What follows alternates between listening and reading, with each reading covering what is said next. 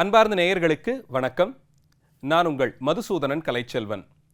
தினமொரு கதை நிகழ்ச்சியில் இன்று உங்களை சந்திப்பதில் மகிழ்ச்சி கொள்கிறேன். பாரதி கண்ட புதுமை பெண்கள் என்ற தலைப்பிலே பலரும் பல நிலைகளிலும் பேசியும் எழுதியும் வந்திருப்பதை நிச்சயம் பார்த்திருப்போம். அப்படி புதுமை பெண்ணாக ஒருவர் வரும்படியான காலச்சூழல் இங்கே நிலவியதா?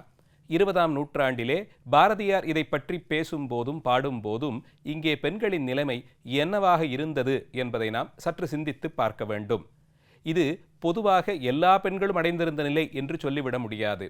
ஆயினும் பெரும்பான்மை பெண்கள் அவர்கள் சமூகத்தினுடைய பங்களிப்பு, சமூக வளர்ச்சியிலோ அல்லது அது குறித்த விசாரணைகளிலோ பங்களிப்பு கூட செய்வதற்கு ஏதுவானவர்கள் இல்லை என்ற நிலைதான் இங்கே பிரபலமாக நீடித்தது. இதை கடந்து வருவதற்கு பல பெண்களும் அவரவர்களுடைய பங்களிப்பு சமூகத்தினுடைய முன்னேற்றத்திற்கு தேவை என்பதை கருத்தில் கொண்டு இப்படிப்பட்ட அடக்கு சூழ்முறைகளை அடக்கப்பட்டிருந்த நிலைகளிலிருந்து வெளிவருவதற்காக உழைத்தார்கள். அப்படி உழைத்தவர்கள் அவர்களுக்கு பின்பு வந்தவர்களுக்கு அவர்கள் தனியே செயலாற்றுவதற்கான ஒரு தளத்தை அமைத்து கொடுத்தார்கள். முதலில் பேருந்து ஓட்டுநராக வந்த பெண், முதலில் ரயில் ஓட்டுநராக பதவியேற்ற பெண், இப்படியெல்லாம் முதலில் என்ற முன்னொட்டோடே பெரும்பான்மை தொழில்களில், பெரும்பான்மை களங்களில் பெண்கள் நுழையத் தொடங்கிய காலம். இப்படிப்பட்ட ஒரு சூழ்நிலையில்தான் இந்தியாவில் பஞ்சாப் மாவட்டத்தில் ஒரு சிற்றூரில் பிறந்த பெண் அவளுடைய கல்வி கேள்விகளிலே சிறந்து விளங்கி தான் ஆசைப்பட்டபடியே விண்வெளி ஆராய்ச்சி குறித்த பட்டப்படிப்பை முடித்து அதற்கு பிறகு தேவைப்படும் ஆராய்ச்சி படிப்புகளுக்கு வெளிநாடுகள் சென்று உலகமே கண்டு வியக்கக்கூடிய பெரிய நிறுவனங்களிலெல்லாம் பணிபுரிந்து தான் ஆசைப்பட்டபடியே விண்வெளியிலே பறக்கவும் செய்தார். யாரும் எளிதில் மறந்து விட முடியாத பெயருக்கு சொந்தக்காரியான கல்பனா சாவ்லா அம்மையார் குறித்துத்தான் இன்றைய நிகழ்ச்சியிலே நாம் பேச இருக்கிறோம்.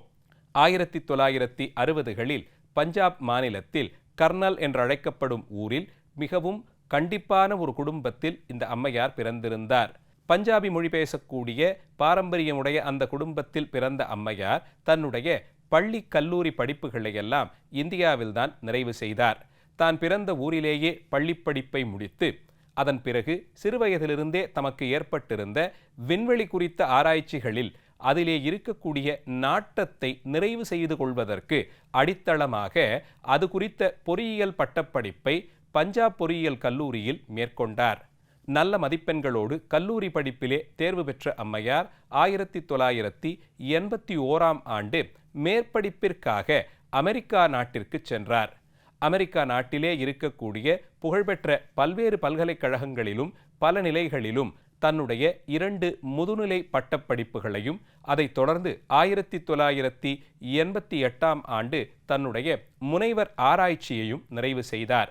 சிறுக சிறுக தன்னுடைய கல்வித் தகுதியோடு கூடி அனுபவ அறிவையும் விஸ்தரித்து கொண்டார். இதற்கிடையே 1982ஆம் ஆண்டு அங்கேயே ஒருவரை காதலித்து திருமணம் செய்து கொண்டார். 1991லே அத்தனை ஆண்டுகள் அவர் தொடர்ந்து அமெரிக்காவில் இருந்து கல்வி பயின்று பணியாற்றி வந்த நிலையிலே அவருக்கு அமெரிக்க குடியுரிமையும் வழங்கப்பட்டது.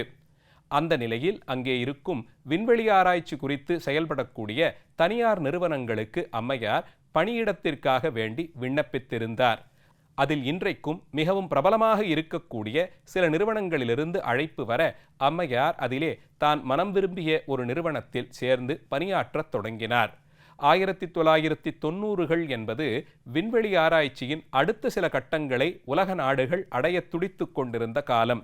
அதற்கு தேவையான உபகரணங்கள் வடிவமைப்பது, அதை பயிற்சிக்குட்படுத்தி பார்ப்பது, பரிசோதனைகளை ஆவணப்படுத்துவது, அந்த பரிசோதனைகளுக்கு பிறகு செய்ய வேண்டிய மாற்றங்களை குறித்து ஆலோசிப்பது, அந்த மாற்றங்களை நிறைவு செய்வது என்றிப்படி பல கட்டங்களிலும் பணிபுரிவதற்கு ஆர்வத்தோடு கூடியவர்களும் அதே நேரத்தில் நன்கு கற்றுத்தேர்ந்தவர்களும் தேவைப்பட்ட சூழ்நிலையிலே அம்மையார் இயல்பிலேயே கொண்டிருந்த ஆர்வமும் தகுதியான கல்வி சான்றிதழ்களும் அம்மையாருக்கு பெருமளவிலே உதவியது. கல்பனா சாவ்லா என்ற இந்த பெயரில் உலகெங்கிலும் இன்றைக்கு பல்வேறு நிறுவனங்கள், தெருக்கள், கல்விக்கூடங்கள், மருத்துவமனைகள் என்றிவைகளெல்லாம் தோன்றுவதற்கு அடித்தளம் இட்டது 1990கள் தான்.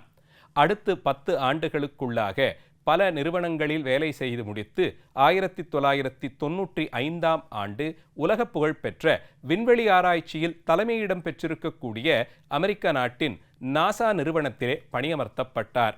அங்கே பழகிய காலங்களிலே பல்வேறு மூத்த விஞ்ஞானிகளோடு கலந்து பேசவும் அவர்களிடமிருந்து அனுபவ பாடங்கள் பெறுவதற்குமான காலமாக அமைந்திருந்தது. அப்படிப்பட்ட ஒரு சூழ்நிலையில் கல்பனா சாவ்லா புதிய ஏவுகணைகளுக்கான உபகரணங்களை வடிவமைக்கும் பணியை விரும்பி செய்து வந்தார். அந்த பணி அவருக்கு கொடுக்கப்பட்ட நிலையிலே அவருடைய பணி மிகவும் முக்கியமான ஒன்றாக கருதப்பட்டது. அந்த பணியிலே முனைப்போடு ஈடுபட்ட அம்மையார் பரிசோதனைக்கு தேவையான உபகரணங்களை வடிவமைத்து தயார் செய்து பரிசோதனைகளை நடத்துவதையும் தானே முன்னின்று செய்து வந்தார். அதன் மூலமாக 1900 இறுதியிலே அம்மையார் வடிவமைப்பின் மூலமாக உதவியோடு கூடிய முதல் விண்கலம் செலுத்தப்பட்டது. கொலம்பியா என்று அழைக்கப்படும் இந்த விண்கலம் ஏவுகணையாக விண்தளத்திலே ஏவி அது சென்று செய்ய வேண்டிய ஆராய்ச்சிகள், செய்ய வேண்டிய ஆவணங்கள் முதலியவற்றை நிறைவு செய்து கொண்டு மீண்டும் வந்தது. இது அம்மையாருக்கு ஒரு பெரும் வெற்றியாக அமைந்திருந்தது.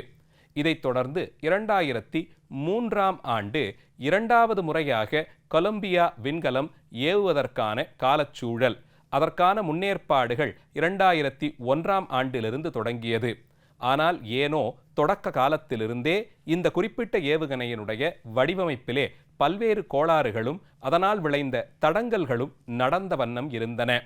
பல உதிரிபாகங்கள் பழுதாகிப் போய் பயிற்சி காலத்திலேயும் சோதனை காலத்திலேயும் மாற்றி வடிவமைப்பதற்கான ஒரு சூழ்நிலை ஏற்பட்டது. அவற்றின் ஸ்திரத்தன்மை, வடிவமைக்க பயன்படும் பொருட்களிலே மாற்றம், அது கொள்ளக்கூடிய அழுத்தத்திலே மாற்றம், வெப்பநிலையில் மாற்றம் என்று இப்படி பல நிலைகளிலும் பல்வேறு தடங்கல்களும் மாற்றங்களும் சோதனைகளாக வந்தன. ஆனால் அவற்றையெல்லாம் தன்னுடைய குழுவினருடைய உதவியோடும் தன்னுடைய அறிவு கூர்மையினாலும் சமாளித்து சரி செய்து கொண்டு வந்தார் அம்மையார். நிறைவாக 2003ஆம் ஆண்டு அதிலே 7 நபர்கள் கொண்ட குழு பயணிப்பதற்காக தேர்ந்தெடுக்கப்பட்டார்கள். அந்த குழுவிலே கல்பனா சாவ்லா அம்மையாரும் இடம்பெற்றிருந்தார். இது பெருமளவிலே தனக்கொரு புகழை தரக்கூடிய காலமாக உணர்ந்திருக்க வேண்டும். அப்படிப்பட்ட ஒரு சூழ்நிலையில் அந்த விண்கலம் செலுத்துவதற்கான நாள் நெருங்கி வரும்போதும் கூட பல்வேறு மாற்றங்கள் செய்யப்பட வேண்டிய ஒரு சூழ்நிலை. இவற்றையெல்லாம் கடந்து கொலம்பியா, 2ஆம் கொலம்பியா விண்ணிலே செலுத்தப்பட்டது. அது கிட்டத்தட்ட 15-16 நாட்கள் விண்வெளியிலே சுற்றி பிரயாணம் செய்து பல நூறு படங்களை எடுத்து கொடுத்தது. அப்போது அம்மையார் முதலிலே அந்த விண்கலத்தின் மூலமாக விண்வெளியில் பிரவேசித்த போது, நீ எனப்படுவது உன்னுடைய அறிவுதான், உன்னுடைய அறிவால்தான் நீ யார் என்பது நிச்சயிக்கப்படுகிறது என்பன போன்ற மொழிகளை உதிர்த்ததாகவும் அறிகிறோம். இப்படி தொடங்கிய விண்வெளி ஆராய்ச்சி 15 நாட்கள் பலமுறையும் அது சுற்றி வந்து அந்த விண்கலத்தின் மூலமாக எடுக்க வேண்டிய புகைப்படங்கள் எடுப்பது, மாதிரிகள் சேகரிப்பது, இவைகளையெல்லாம் முடித்து கொண்டு மீண்டும் சரியாக கணக்கிடப்பட்ட காலச்சூழலிலே பூமியை நோக்கி மீண்டும் புறப்பட்டது. ஆனால் விதிவசத்தால் பூமி பந்தை நெருங்கி வரக்கூடிய காலச்சூழலில் விமானத்திலே ஏற்பட்டிருந்த சில கோளாறுகளாலே விமானமானது பூமியை தொடுவதற்கும் முன்பாக அமெரிக்கா நாட்டின் டெக்சாஸ் மாகாணத்திற்கு அருகே வரும்போது வெடித்து சிதறியது. வெடித்து சிதறிய நிலையிலே உதிரி பாகங்கள் ஒவ்வொன்றும் திசைக்கொன்றாய் பறந்து போக அந்த விண்கலத்தை மீண்டும் பொருத்தி பார்க்க முடியாத நிலைக்கு சேதாரம் ஏற்பட்டிருந்தது.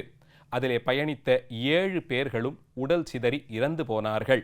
7 நபர்களுடைய இறுதிச் சடங்கும் நடந்து முடிந்த பிறகு கல்பனா சாவ்லா அவர்கள் விரும்பியபடியே அவருடைய அஸ்தி அங்கே இருக்கக்கூடிய தேசிய பூங்காவில் தெளிக்கப்பட்டது. அதன் பிறகு அமெரிக்க அரசு கிட்டத்தட்ட 2 ஆண்டுகளுக்கு எல்லாவிதமான பயிற்சிகளையும் முடக்கி இருந்தது. பல மாதங்கள் தொடர்ந்த இந்த விபத்திற்கான காரணத்தினுடைய ஆராய்ச்சி, அதற்காக நியமிக்கப்பட்டிருந்த குழுக்கள் இவர்கள் எல்லோரும் கொடுத்த ஆய்வறிக்கைகளும் வெளிவந்தன. எத்தனை சொன்னாலும் என்ன, 7 பேரும் ஆர்வத்தோடு கூடி அறிவின் முதிர்ச்சியாலே யாரும் செல்ல முடியாத உயரத்தை அடைந்து அங்கே சென்று அவற்றை ஆராய்ந்து மனித சமுதாயத்தினுடைய முன்னேற்றத்திற்கான சிறப்பு வழிகளை சிந்திக்கக்கூடியவர்களாய் விளங்கியவர்கள் மேற்கொண்ட முயற்சி. ஆயினும் விதிவசத்தால் வெடித்து சிதறிய விண்கலம் அத்தனை பேருடைய கனவையும் அந்த நிலையிலேயே முடிந்து போகும்படியாக செய்திருந்தது. கல்பனா சாவ்லா அவர்கள் இந்தியாவிலிருந்து சென்று 20 ஆண்டுகளுக்கு மேலாகி இருந்தாலும் இந்திய நாடே தான் ஈன்ற அந்த பொன்மகளை இழந்த துக்கத்திலே ஆழ்ந்தது. அதனைத் தொடர்ந்து பல்வேறு தனியார் நிறுவனங்களும் கல்பனா சாவ்லா அவர்களுடைய பெயர் வரலாற்று பக்கங்களிலே இடம்பெறும் விதமாக தங்களுடைய நிறுவனங்களுக்கும் அவர்கள் பெயரிலே பரிசு அறிவிப்பது, மருத்துவமனை, கல்லூரி முதலியவற்றிற்கு அவருடைய பெயரிடுவதை கொண்டிருந்தார்கள். அவர் பிறந்த கர்னல் ஊரிலே இருந்த பள்ளி கல்லூரிகள் ஒரு சேர கல்பனா சாவ்லாவினுடைய பெயர்களையே தங்கள் நிறுவனத்திற்கு சூட்டினார்கள். பல நிறுவனங்களும் பெண்களுக்கான சிறப்பு சலுகைகள், பெண்களுக்கான விருதுகள், பரிசு முதலியவற்றை கல்பனா சாவ்லா அவர்கள் பேரிலே ஏற்படுத்தினார்கள். அமெரிக்க நாட்டிலே நாட்டின் முன்னேற்றத்திற்காக உழைத்து உயிர் துறந்தவர்களுக்கு கொடுக்கக்கூடிய உயரிய மரியாதை கல்பனா சாவ்லாவிற்கும் அவரோடு பிரயாணம் செய்த ஏனைய 6 விஞ்ஞானிகளுக்கும் வழங்கப்பட்டது. 2 ஆண்டுகள் முடங்கியிருந்த நாசாவின் ஆராய்ச்சிகள் எல்லாம் அதற்கு பிறகு சிறுக தொடர்ந்து இன்றைய காலகட்டத்தில் அவர்கள் கல்பனா சாவ்லா அவர்களுடைய கனவையும் மற்றைய விஞ்ஞானிகளின் கனவையும் சேர்த்து நிறைவேற்றுவதற்கான பணியிலே ஈடுபட்டிருக்கிறார்கள். சிறு வயதிலே நிலாவை பார்த்து உணவு உண்ணும் வழக்கம் எல்லா நாடுகளிலும் இருக்கும் குழந்தைகளுக்கு உண்டு. பெரியவர்களுக்கும் கூட ஆகாசத்தை உற்று பார்க்கும்போது விண்வெளியிலே என்ன நடந்து கொண்டிருக்கும், நாம் அங்கே தாவிச் சென்று அதை நெருங்கி பார்க்க முடியுமா என்பன போன்ற ஆசைகள் இருக்கும். ஆனால் பல கோடி பேர்களிலே யாரோ ஒருவருக்குத்தான் அந்த வாய்ப்பு அமைகிறது. அப்படிப்பட்ட மிகச்சீரிய வாய்ப்பு அமையப்பெற்ற கல்பனா சாவ்லா அவர்கள் இந்தியாவில் பிறந்து அமெரிக்காவிலே கல்வி பயின்று பெரும் ஆராய்ச்சிகளை மேற்கொண்டு நாசா நிறுவனத்தில் உயரிய பொறுப்போடு கூடிய பதவியிலே இருந்து இந்த விண்கலத்தை செலுத்துவதற்கான அடிப்படை ஆராய்ச்சியிலிருந்து வடிவமைப்பு, பரிசோதனை, ஆய்வு என்று எல்லா தளங்களிலும் பணியாற்றி நிறைவாக அதிலே தான் பயணம் செய்யும் அளவிற்கும் சென்று அந்த ஆராய்ச்சிகளையும் செவ்வனே முடித்துக்கொண்டு மீண்டு வரும்போது உயிர் துறந்திருக்கிறார். இதையும் ஒரு வீரசாகசமாகத்தான் பார்க்க வேண்டும். அப்படிப்பட்ட வீரமங்கையான கல்பனா சாவ்லா அம்மையாரினுடைய நினைவை இன்றைய தினம் சிந்தித்தோம். நாளைய தினம் மீண்டும் ஒரு கதையோடு உங்களை சந்திக்கிறேன்.